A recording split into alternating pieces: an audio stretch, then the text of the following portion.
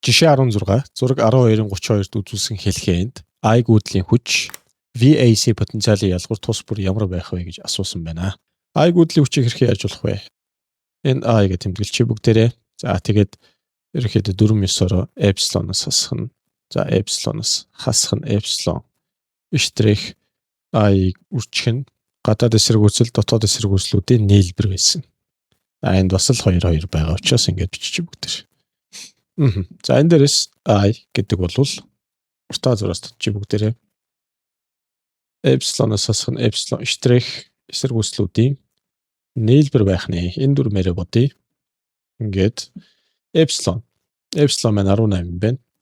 Хасах нь 6 хуваах нь нэр дээр нэмэх нь 2 дээр нэмэх нь жижигээр 3 нэмэх нь 1 байх нь. За эндээс гарах нь 12. 12 энэ доороо 6 юм байна. 12-ыг хуваах нь 6 2 ампер гүйж явах нэ. 2 ампер. Дараа нь юу бол гэсэн VAC бол гэсэн юм байна. За тэрийг эндээс олчих бүгдээрээ. VAC тэнцүү A болон C хоёрын потенциалуудын ялгуур. За тэр хасах эпсилон байгаа энэ дээр. Эндээс хасах нь I үржих нь. За тэр AC хоёрын завсар буюу энэ хэсэгт. Зөвхөн энэ хэсэгт ямар эсрэгүүцлүүд байгаа вэ гэвэл гадаад эсрэгүүцэл байна. Мөн хөдөлгүүрийн дотоод эсрэгүүцэл байна. За ингээд олчихно бүгдээрээ.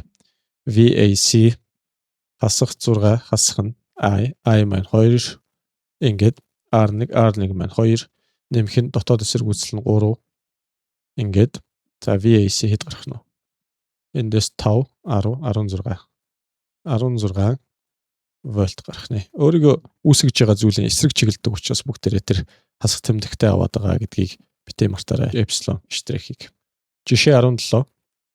Зураг 12-33-т үзүүлсэн хэлхээнд К түлхүүр салгаатай байхад буюу тэр дээгүр гүйдэл гүйхгүй байх үед ампер метр 3 ампер гүйдлийн хүчийг заанаа.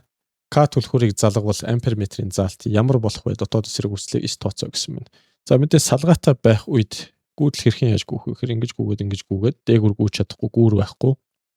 Ингэж гүйгээд задгаа учраас ингэж гүйх нь. Өөрөөр хэлбэл хэлхээний ерөнхий гүйдлийн хүч маань 3 ампер байх нь байна. За тэн дээрээс бүгдээрээ эпсилон олж болж байна. Эпсилон тэнцүү 3 амперийг үржих нь 2 болон 2 чинь цуваа болчихно. Аль 2. Энэ 2 цуваа болно. Тэм учраас 2 дээр нэмэх нь 2 4 3 4-ийн 12 вольт цахилгаан хөдөлгөгч хүч тэнд байсан байх нэ. Одоо харин залгачи бүгдээрээ. Одоо залгах юм бол энийг арилгахыг. За тэгээд энийг ингээд залгачлаа бүгдээрээ. Энэ бол 12 вольт байгаа. Битээ мартаараа энэ хоёрын нийлбэр хэд гарах вэ? Аль 2? Энэ хоёрын нийлбэр. Энэ хоёр чинь зэрэгцээ байгаа. Энэ хоёрын нийлбэрийг R штрих гэвэл 2-ыг үржих нь 2 дээр нэмэх нь 2 нийтдээ 1 Ом эсрэгүүцэл болох нь байна. За 1 Ом буюу энэ хоёрын нийлбэр нь 1 эсрэгүүцэл болцсон байлаа гэж үзэхэд энэ доотлогоо 2 Омтой цуваа холболттой ингээд REQ ерөнхий эсрэгүүцэл 1 дээр нэмэх нь 2 3 Ом эсрэгүүцэл байх нь. За 3 Ом эсрэгүүцлийг 12 вольтод авчиад залгацчихсан байгаа. Тийм учраас ампер метрийн заалт. За ампер метрийн заалт биш шүү. Ерөнхий I-г нь болъё бүгдээрээ. 12-ыг хуваах нь 3. Энэ дээрээс 4 ампер болно. За 4 ампер хаагур гүйх вэ гэвэл энэ хоёрыг 4 зүр арилгачих. Энэгээр гүйж байгаа. 4 ампер. Энэ дээр хурч ирээд сална. Энэ дээр хурч ирээд. Хэрхэн яаж салах вэ гэхээр энэ дээд талын эсрэгүүцэл нь доод талынхаа эсрэгүүцэлтэй ижилхэн байгаа учраас 50-50% сална. Буюу 2 хуваагдаж салах нь байна. 2 ампер доошогоо 2 ампер буюу ампер метрийн заалт 2 ампер болж бодлогын хариу гарах нь байна.